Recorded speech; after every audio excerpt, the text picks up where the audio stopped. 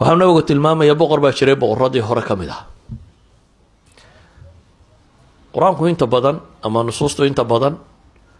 ma tilmaamto qisaska sidan bini aadamku sheekada u qoro. bini aadamku wuxuu ihtimaam siiyaa qofka magaciisa,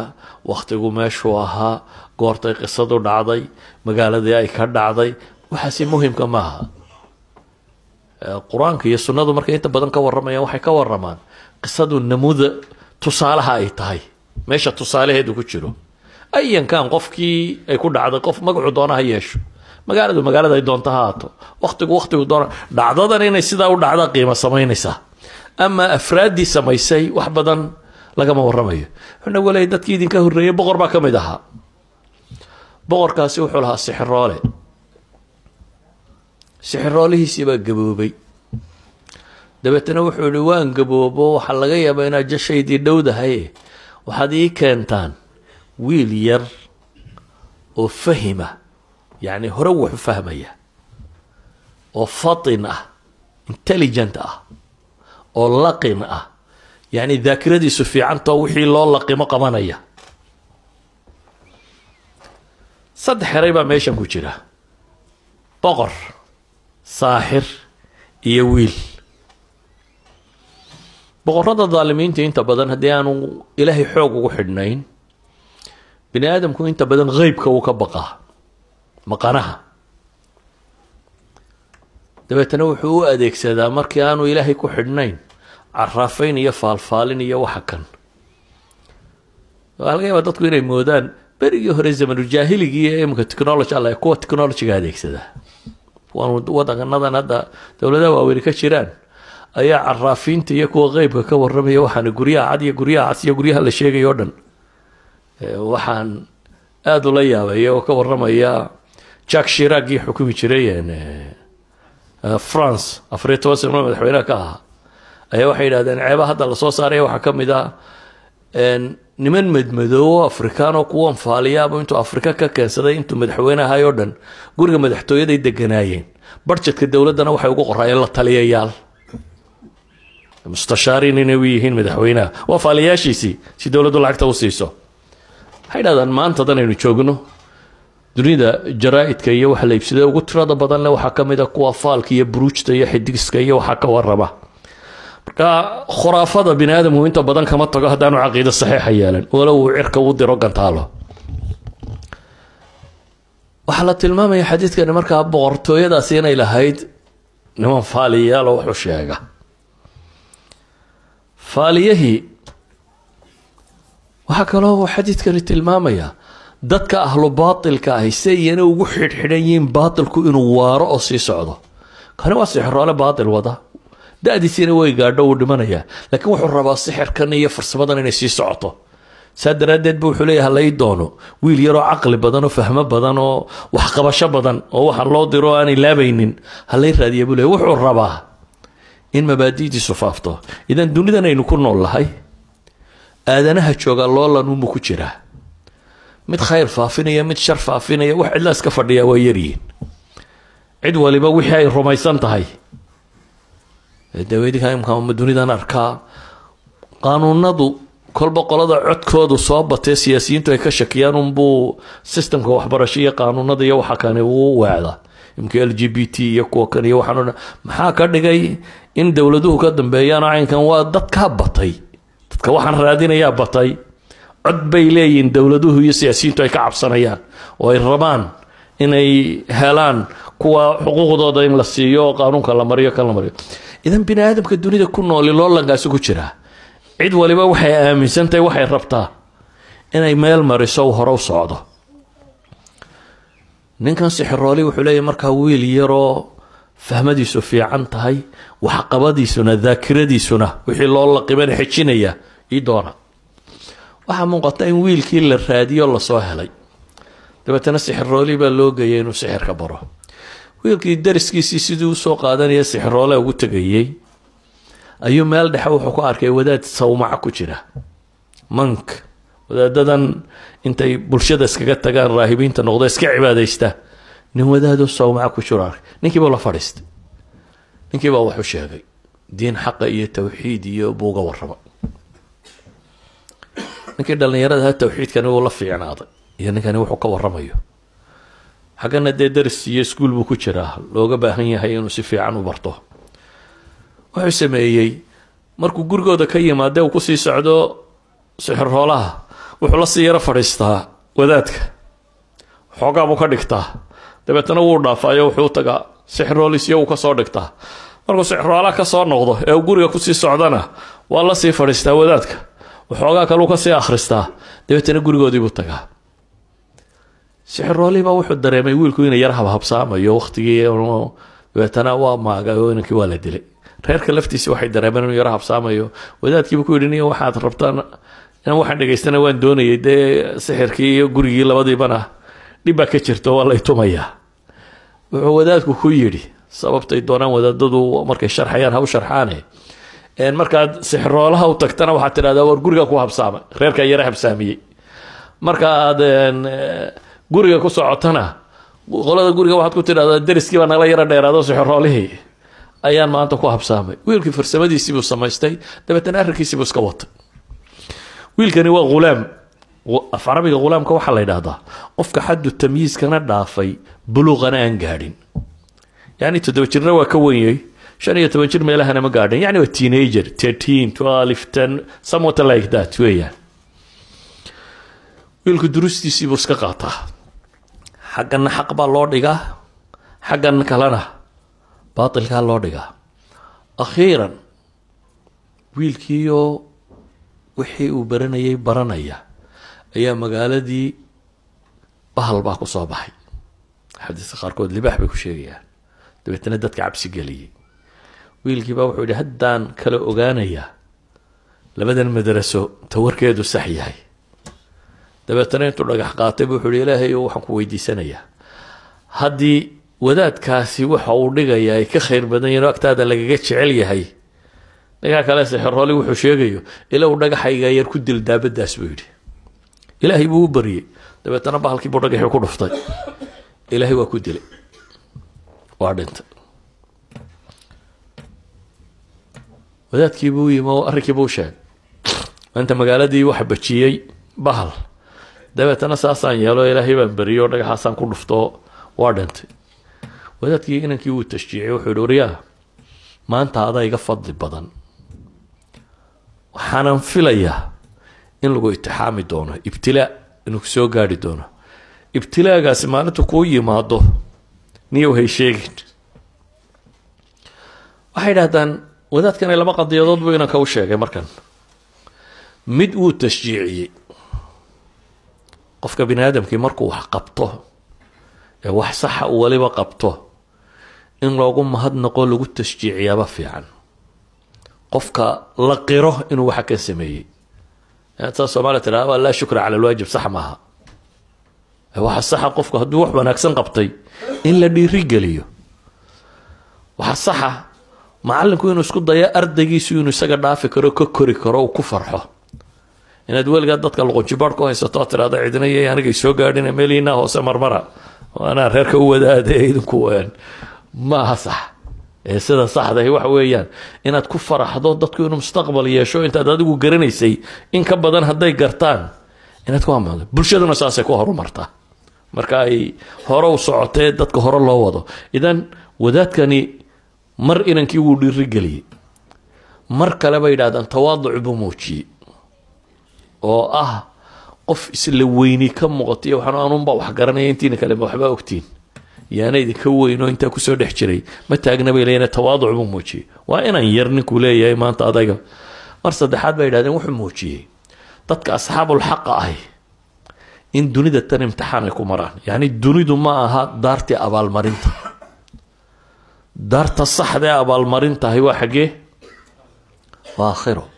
dunida tan waa daarul ibtilaa wal imtixaan markaad imtixaan nooca ka baxdo waa mid nooc kale u bedgelaysa saad imtixaanada u wado maalin mid dhaqaale maalin mid caafimaad maalin mid waxbarasho maalin mid shaqo maalin mid guur maalin mid carruur saadoon maalin walba problem u xallilaysa problem u wado ay naftu kaaga baxaysaa adduunku marka waa imtixaan gabigiiba nataa'ijta rasmigaana waxaa la helaa marka aakhiro la tago wiilkii ilaahay buu si dhaba ugu xidhma tawxiidkii iyo caqiidadii fiicnayda loo dhigay waa biyo dhigeen sixirkii iyo wixii waa biyo dhigi waayeen markay tani biyo dhigtay kadib wuxuu noqday nin dadka ilaahay u barya oo ilaahay ducadiisa aqbalo qaar baa u yimaada indhala ilaahay buu u baryaa ilaahay baa indhaa u bixiya qaar baa u yimaada xanuuno kala qaba ilaahay buu u baryaa ilaahay baa caafimaadiya magaaladii waa isu tilmaamtay wiilkaa yidhi hadduu kuu duceeyo ilaahay ducadiisa waa ku aqbalaya iyadoo arrinku halkaa marayo ayaa boqorka nimankii xaashiyadiisa ahaa dadkii ku wareegsanaaye la joogay mid ka mid ah ayaa indhabeelay wuxuu maqlay wiil yaroo dadka markuu u duceeyo indhuhu ay baxayaan dabeetana xoolo badan buu soo qaaday wiilkii buu yimi wuxuu ihi waxaasoo xoolaa baan kuu sidaa haddaad labada indhood ii bixiso ay ii fiicnaadaan wiilku wuxuu ku yidhi dhegayso anigu indhaha ma bixiya buu yidhi ee dadku hadday ilaahay rumeeyeen baan ilaahay u baryaa ee adigu ilaahay rumee ilaahay inuu rabbiga iyo caqiid ninkani waa wiilkan ha yaraado waa daaciya diin dadka u sheegaya ilaahay rumeeyo aamin buu yidhi markaad qof dhab oo ahlu tawxiid a noqoto aniguna ilaahay baan kuu barya in ilaahay indhahaaga kuu soo celiyo ninkii sidii buu yeelay ilaahay buu rumeeyo waa qumanaaday wiilkiina ilaahay buu u baryey dabeetana labadii indhood baa ilaahay baa dib ugu soo celiyey wuxuu ku noqday gurigii boqortooyada dib markuu ugu noqday wuxuu u yimi boqorkii baa yidhi waar indhaha ayaa kuu bixiyey boqorkani wuxuu sugayaa dee isagaa dadka rabbi u sheegan jiray markaasuu yidhi rabbigay baa ii bixiyey awalaka rabbun hayri buu yidhi oo macidaan aniga ahayn ba ku rabbiya mid kalaabaad rumaysan tahay rabbii wa rabbuka allah buu yidhi aniga rabbiga iyo adigaba ilaahay baa inoo wada rabbiya hooy dowladdii mushkilad cusub baa ku soo baxday wuxuu yidhi ninkan hala caqaabo waa la toorjargareeyey dabeetana wiilkii buu sheegay wiilkii baa loo yeedhay wiilkiiba wuxuu ku yidhi ma wixii aan ku baray ma waxay gaadhay maanta inaad dadka indhaha ugu bixiso baalkii sixirka aan ku baray waran sixirna indha kuma bixin buu yidhi dadkan ilaahay baan u baryey rabbigood baan u baryey awalaka rabbun hayri oo adiguna ma rabbi aan aniga ahayn baad leedahay buu yidhi wiilkaaga kani wuxuu yidhi ilaahay baa noo rabbiya isna hala toorjargareeya baa la yidhi oo wadaadkiibuu sheegay waxaa la yidhi sartu meeshay ka qurantay waa ninkan waddanka ninka fidmeeyey ee balada dhigay waa wadaadkan sawmacadash ku jira wadaadkan waxaa la weydiiyey ma ka noqonaysaa waxaanaad rumaysantay mise waa lagu dilaa wadaadku wuxuu yidhi ka noqon maayo hala dilay baa la yidhi god baa loo qoday miinshaar hagso ayaa halka laga saaray dabeetana labaa loo kala jeexay aa laga takhalusay ninkii baa la keenay isna odayga indhaa loo fiiqay waxaa la yidhi haye ma ka noqonaysa adigu may buu yidhi caqiidadu hadday degto arag ninkan shalayta gaalka ahaa ee halkan joogay ee maanta iimaan helay wuxuu diidan yahay walow la dilo inaanu iimaankiisa ka noqonaynin dabeetana may buu yidhi isna waxaa la yidhi hala miishaareeyo isna halkaa laga miishaareeyey labaa loo kala jaray wiilkii bay soo gaadhay wiilka dee sixirkiina isaga haya uu boqorku sugayay oo ninkii wax la barayay mushkiladan kalena isagaa geystay dabeetana wuxuu intuu niman ku daraybu wuxuu yihi qaada waxaa geysaan buurta gebigeeda saara uu biqi doonaa markuu arko godkee waxaad tidhahdaan ama halkaasaa lagaa tuuraya ama ka noqo waxaa kanaad wado way kaxeeyeen halkii bay geeyeen markii dacalkii la saaray ayuu ilaahay baryey kan ilaahay buu ku kalsoon yahay ilaahay ou sharkooda adigu igaga fillo wuu yidhi buurtii baa gilgilantay nimankii baa ilaahay ka daadiyay askarta ahaa isagii baa badbaaday u soo noqday iskamuu tegin wiilkan iyo mays odhan gaalkii ilaahay baa kaa badbaadiya baxso ninkani waa nin diin xambaarsan oo raba bulshada tan inuu bedelo boqorkiibuu ku soo noqday way kan buu yidhi boqorkii wuxuu yihi meye ciidankaa kugu daray ilaahay baa ku fillaaday buu yidhi ciidankan u diyaariyo wuxuu yihi doontaa qaata wiilka nasaara badweynta geeya waxaad tidhahdaa ma ka noqonaysaa hadduu diido badda bartankeeda dhiga buu ku yidhi waa la kaxeeyey baddii baa la geeyey ma ka noqonaysaa baa la yidhi